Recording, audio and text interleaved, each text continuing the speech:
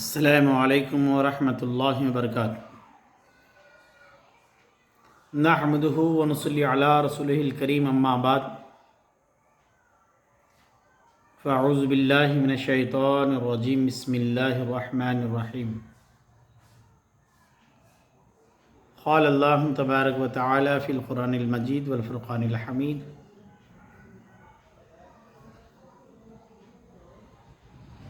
وَأَمَّا السَّائِلَ فَلَا تَنْهَرْ وَأَمَّا بِنِعْمَةِ رَبِّكَ فَحَدِّثْ۔ آمنت باللہ، صدق اللہ العظیم۔ عزیزان محترم، تمام مریدین، خلفاء، خانقاہ والوں کے لیے ایک خاص میسیج ہے۔ اللہ تعالی ہم سب کو روحانیت کی دنیا میں سفر کرنے والا بنائے۔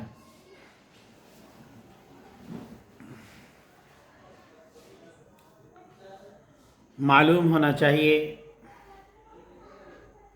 کہ سب سے اہم کام زندگی میں اللہ تعالیٰ کی پہچان ہے، اور اللہ تعالیٰ کی پہچان ہی ایمان ہے۔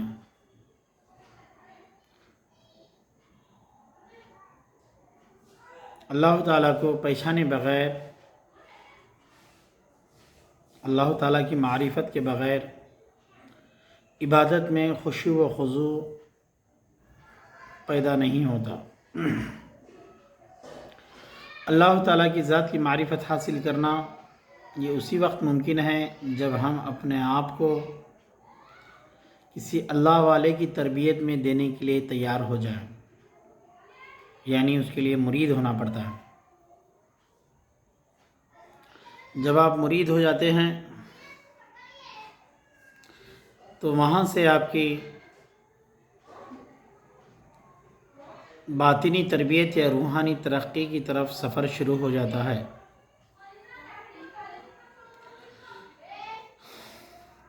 اللہ رب کریم قرآن مجید میں ارشاد فرماتے ہیں، فَاذْكُرُوا اللَّهَ قِيَامًا وَقُعُودًا وَعَلَىٰ جُنُوبِكُمْ۔ تم کھڑے کھڑے، بیٹھے بیٹھے، لیٹے لیٹے اللہ کا ذکر کیا کرو، یعنی ایسا ذکر جو تمہیں کھڑے کھڑے، بیٹھے بیٹھے اور لیٹے لیٹے کرنا ہے۔ اب ایسے ذکر کے لیے ضروری نہیں کہ آپ زبان کا لخلخہ پیدا کریں، تسبیح لے کر بیٹھ جائیں یا من کے لے کر بیٹھ جائیں کہ میں اللہ کا ذکر کر رہا ہوں۔ ذکر کا مطلب ہے یاد، ذکر کا مطلب ہے کیفیات، ایک ایسی یاد جو آپ کو کبھی اللہ سے غافل ہونے نہ دے۔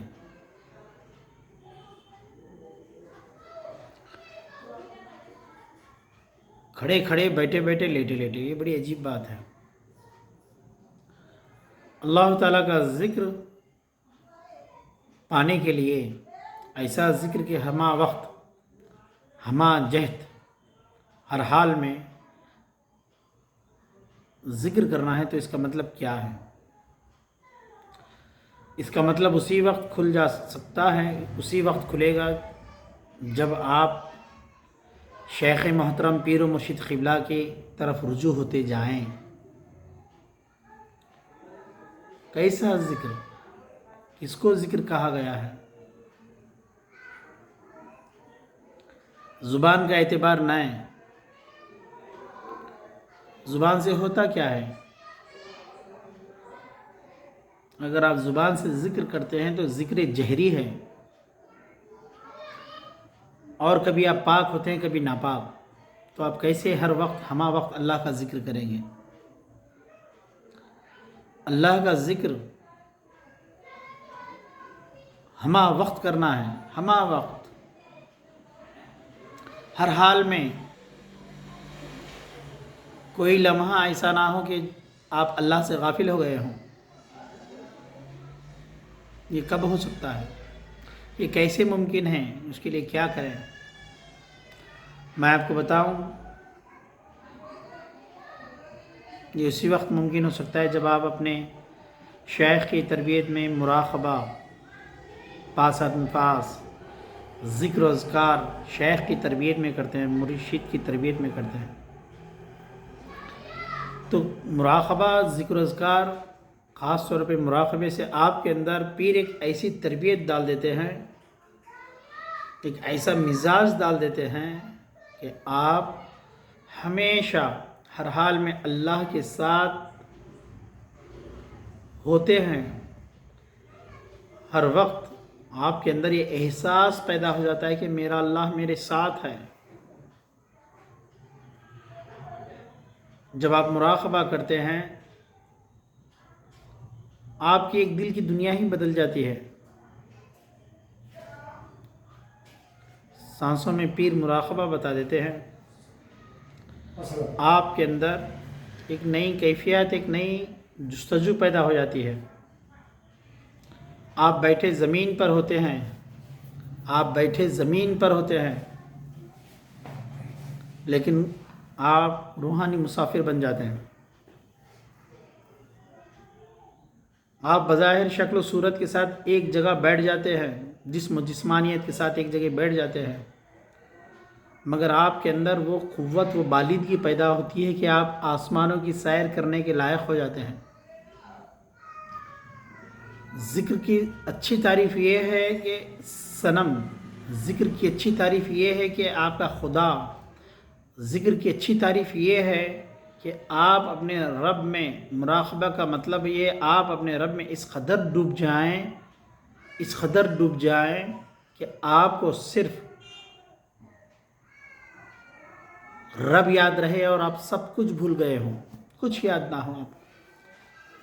آپ کو یہ یاد نہ ہو کہ آپ کیا ہیں، آپ کیا ہیں، آپ کو یاد نہ رہے۔ من سے من کو دھو لیے تو کبھی نہ ہوئے دو، من سے من کو دھو لیے تو کبھی نہ ہوئے دو۔ پوری توجہ کے ساتھ اس جملے کو ذہن میں رکھیے، من سے من کو دھو لیے تو کبھی نہ ہوئے دو، یعنی ذکر کرتے کرتے، مراقبہ کرتے کرتے آپ کے اندر وہ کیفیت پیدا ہو جائے، وہ حال پیدا ہو جائے کہ صرف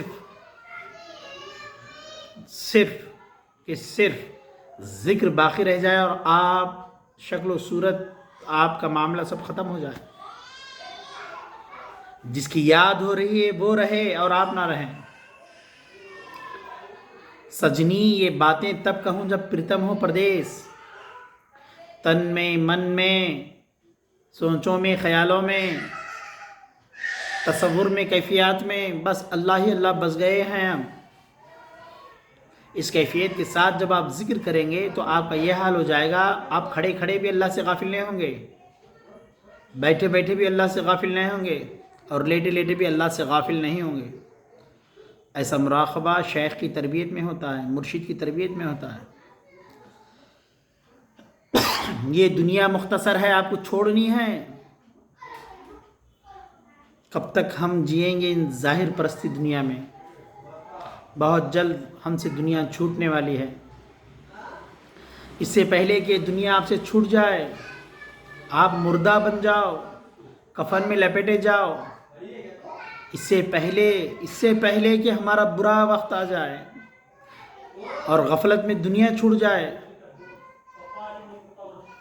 اس سے پہلے کہ ہماری آخری سانسیں ختم ہو جائیں، ہم کو چاہیے کہ ہم پہچانیں اپنے آپ کو، اپنے رب کو۔ جب رب کو پہچانو گے تم جنت کے طلبگار نہیں بنو گے، بلکہ جنت خود خواہش کرے گی، مالک و مولا اس بندے کو میرے پاس بھیج تاکہ میں اس کی خدمت کروں۔ جناب، بندہ بننا بہت مشکل کام ہے، بندہ بننا بہت مشکل کام ہے۔ بندے کا مطلب یہ ہوتا ہے، بندے کی شکل و صورت کا مطلب یہ ہوتا ہے کہ وہ اپنے شکل و صورت پر غور سے دیکھے کہ میرے مالک نے اس کو اپنے ہاتھوں سے سنوارا ہے۔ کلام مجید میں اللہ رب کریم ارشاد فرماتے ہیں، لَقَدْ خَلَقْنَا الْإِنسَانَ فِي أَحْسَنِ تَقْوِيمٍ، ہم نے تم کو بہترین صورت پر پیدا فرمایا. بہترین صورت کا مطلب گورا یا کالا ہونا نہیں ہے. بہترین صورت کا مطلب لڑکی یا لڑکا ہونا نہیں ہے. یہاں پہ میل فیمیل کی بات نہیں ہو رہی ہے. بہترین صورت کا مطلب یہ ہے کہ اللہ نے آپ کو اپنی صورت پر بنایا. اللہ نے آپ کو اپنا آئینہ بنایا. اللہ نے آپ کو اپنے جلووں سے منور کرنے کے لیے بنایا. مگر افسوس ہمارے خیالات، ہماری سوچیں اس کی طرف ہے ہی نہیں. ہم کپڑے کے لیے پریشان ہیں، مکان کے لیے پریشان ہیں، کھانے پینے کے لیے پریشان ہیں، ہم رشتہ داری نبھانے کے لیے پریشان ہیں. جناب صحیح اور حقیقت بات یہ ہے کہ آپ اپنے رب سے اتنے غافل ہو چکے ہیں کہ آپ کو صرف رشتہ داری یاد ہے، مال کمانا، مال جمانا، صرف آپ کو یہ یاد ہے. آپ کو یہ یاد رہا ہی نہیں ہے کہ آپ کون ہیں، کس کے ہیں، کہاں سے آئے ہیں، کہاں جانا ہے. صحیح بات کہوں، اللہ سے رشتہ توڑ کر، اللہ سے ناتا توڑ کر، اللہ تعالیٰ سے دوریاں برت کر ہم کوئی رشتے کو اطمینان سے نبھا نہیں پاتے. جب آپ اپنے سوچوں میں، اپنے خیالوں میں، اپنے تصورات میں، اپنے کیفیات میں اللہ کو بٹاؤ گے، ہر چیز میں رب بس جائے گا.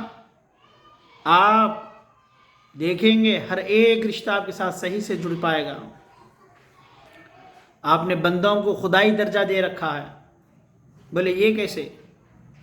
بولے آپ کے لیے، آپ کے دل میں، آپ کے طلب میں، آپ کی سوچ میں سب کچھ اگر دنیا اور دنیا کے رشتے بس گئے ہوں تو کیا فائدہ ہوگا زبان سے لا الہ الا اللہ کہنے کا؟ فرضی کلمات ادا کرنے سے، ظاہری الفاظ کے رٹنے سے اور بولنے سے ہم مسلمان نہیں ہوتے. مسلمان کی تو یہ حالت ہو چکی ہے، جھکتا کہیں اور ہے، سوچتا کہیں اور ہے. حقیقت بتا رہا ہوں میں آپ کو. آپ آئیے، حق کے مسافر بن جائیے، روحانی دنیا میں قدم رکھیے، پھر دیکھیں گے آپ کی جینے کی زندگی کا انداز، آپ کا جینے کا ڈھنگ بالکل بدل جائے گا. زمین پہ آپ مردہ بن کر نہیں، مردہ ضمیر بن کر نہیں، ایک کامل مومن بن کر جیو گے. آپ جانتے بھی آپ کیا ہیں؟ دیکھیے تو سے ایک مثال دیتا ہوں میں، آپ کیا ہیں. شادی میں دلہا بہترین گھوڑے پر بیٹھ کر آ گیا. بڑا اچھا گھوڑا تھا، بہت خوبصورت، اونچا، پورا سفید گھوڑا، بہت شاندار گھوڑا. اس پر دلہا بیٹھ کر آیا ہے. ہر ایک باراتی اس کے جانب متوجہ ہوا اور ہر کوئی تعریف کرنے لگا. بولے گھوڑا کتنا اچھا ہے، گھوڑا کتنا اچھا ہے، گھوڑا کتنا اچھا ہے. دلہا حیران رہ گیا. بولے کیسے باراتی ہیں، سب کے سب صرف گھوڑے کی تعریف کر رہے ہیں، سب کے سب گھوڑے کے پیچھے لگے ہوئے ہیں. کیا ان کو نظر نہیں آتا کہ گھوڑ سوار کون ہے؟ سب کے سب گھوڑے کے پیچھے لگے ہوئے ہیں. بولے گھوڑا کتنا اچھا ہے، گھوڑا کتنا اچھا ہے، کتنا پیارا گھوڑا ہے، کتنا پیارا گھوڑا ہے. کوئی دلہے کی طرف توجہ نہیں دیتا. دلہا ناراض ہو گیا، اتنا ناراض ہو گیا کہ وہ غمگین ہو کر ختم ہونے کی ڈگر پہ آ گیا. وہ اپنے آپ کو ہلاک کرنا ہی چاہتا تھا. اتنا زیادہ وہ ڈپریس ہو گیا، پریشان ہو گیا.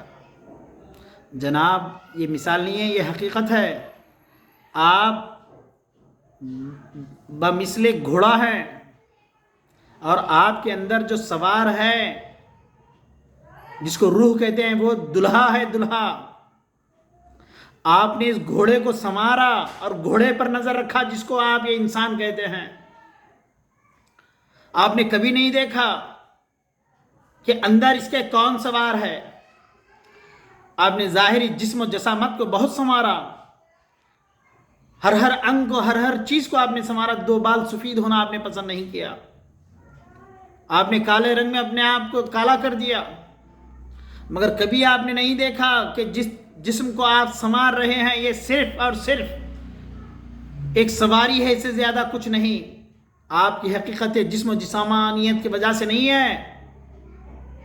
آپ صرف مٹی ہیں، اس کے علاوہ کچھ نہیں، آپ پانی ہیں، اس کے علاوہ کچھ نہیں ہے، آپ آگ اور ہوا ہیں، اس کے علاوہ کچھ نہیں ہے، کچھ عناصر سے بنا ہوا انسان کو انسان نہیں کہتے، اس کے اندر جو راز چھپا ہوا ہے جس کو روح کہتے ہیں، اگر وہ دلہا بنی ہوئی ہے، اگر اس کے اندر تبدیلی آئی ہے، وہ خوابوں میں اپنے رسول اللہ کو دیکھتی ہے، تصورات میں ہر وقت وہ الہیات میں روحانیت میں اگر گم ہے تو سمجھ لینا اس گھوڑے کے اندر، اس جسم کے اندر جو بمثل سواری ہے، اگر اس کے اندر جو نعمت رکھی گئی ہے جس کو دلہے کی میں مثال دے رہا ہوں، وہ روح ہے، وہ کیا ہے؟ وہ امر ربی ہے، وہ راز خدا بندی ہے، وہ اس لائق ہے کہ اگر وہ صحیح سے دلہا بن جائے، روح کو سنوارا جائے، جس کو میں دلہا کہہ رہا ہوں، اگر اس کو سنوارا جائے تو جانتے ہو آپ کیا ہوگا؟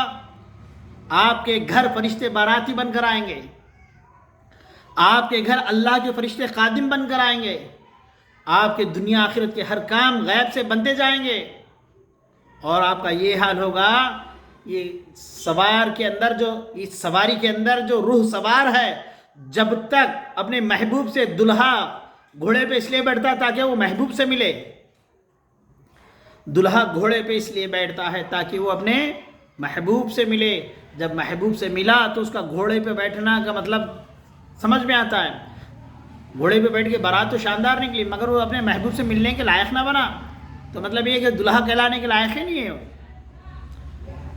نکل پڑو اپنے رب کی طرف، ففروا الی اللہ، ہر طرف اندھیرا چھایا ہوا ہے، ہر طرف بربادی، ویرانی، سناٹا چھایا ہوا ہے، اس دنیا میں آپ چین ڈھونڈنے کے لیے نکلے ہیں؟